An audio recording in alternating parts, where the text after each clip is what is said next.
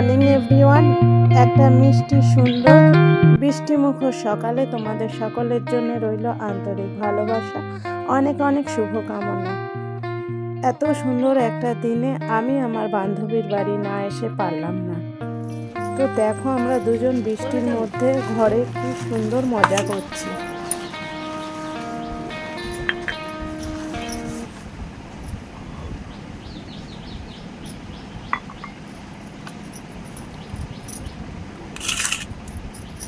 সবগুলো আমার কাছে নিয়ে বসেছে।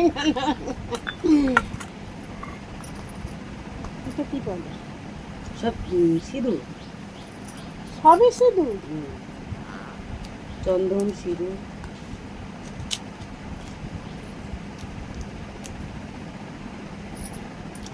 সাবুর পাপড়টা বেশি ভালো লাগে আমার। ওই পাপড়টা আমি ধরবো, আমি একদম ভালো আছি। এটা চন্দন। আরে চন্দন আছে, সিঁদুর আছে, লাল হনুমানজির দেওয়া সিঁদুর আছে, অনেক কিছু আছে। মানে এই সবগুলো নিয়ে ওইটা, তাই তো? হ্যাঁ, সবগুলো নিয়ে ওই টিকা চন্দন। এটা হচ্ছে, এটাও চন্দন।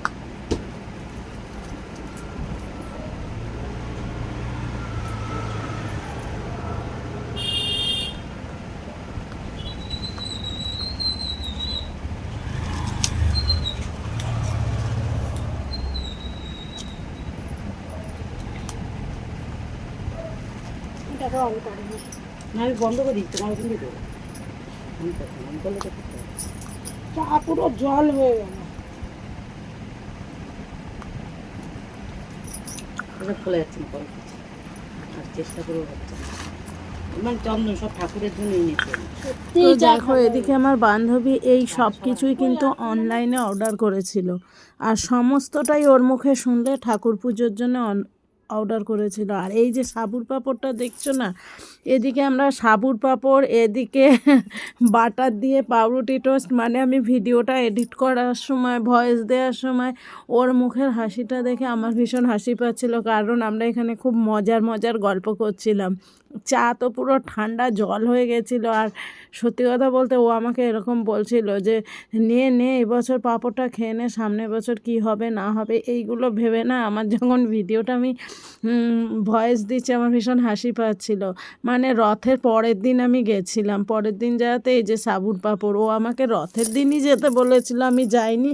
তাই জন্য বলছে নে খেয়ে নে, উল্টো রথেও তো তুই আসবি না। আর সত্যি কথা বলতে উল্টো রথেও আমি যেতে পারলাম না, কারণ আমার পা কেটে গেছে অনেকটা। আমি উল্টো রথেও যেতে পারিনি। এটা কিন্তু বেশ কয়েকদিন পরের ভিডিও, তোমাদের সঙ্গে এডিট করে পোস্ট করছি। একদম ইউটিউবে ঠিকঠাক ভিডিও পোস্ট করা হয় না, তো আমার যখন মনে হয় পোস্ট করতে হবে তখনই আমি এডিট করি। অ্যাকচুয়ালি ভিডিও পোস্ট করতে ভীষণই ভালো লাগে, বাট ভিডিও এডিট করার সময় পাই না। আর সন্ধেবেলার পর থেকে জানি না কি অলসতা আমার মধ্যে চলে আসে, এমনিতেই আমি একটু লেজি টাইপের, আর এর মধ্যে তো আর বলার কিছু নেই। তো আমার বান্ধবী কিন্তু আমি ভিডিওটা সেভাবে করতে চাইছিলাম না, ও কিন্তু আমাকে ভীষণ বকাবকি করে। আর আমি তো ফেসবুকে ভিডিও করা প্রত্যেকটা চ্যানেলে আমি ছেড়েই দিয়েছি, আর বাকি রইল ইউটিউব। তো ও অনেক বকাবকি করার জন্য কিন্তু আমি ভিডিওটা করছিলাম। করে মাছের ঝোল, আর ওদিকে ছিল আমার জলপাইয়ের চাটনি। তো বন্ধুরা ভিডিওটা কেমন লাগলো অবশ্যই জানাবে।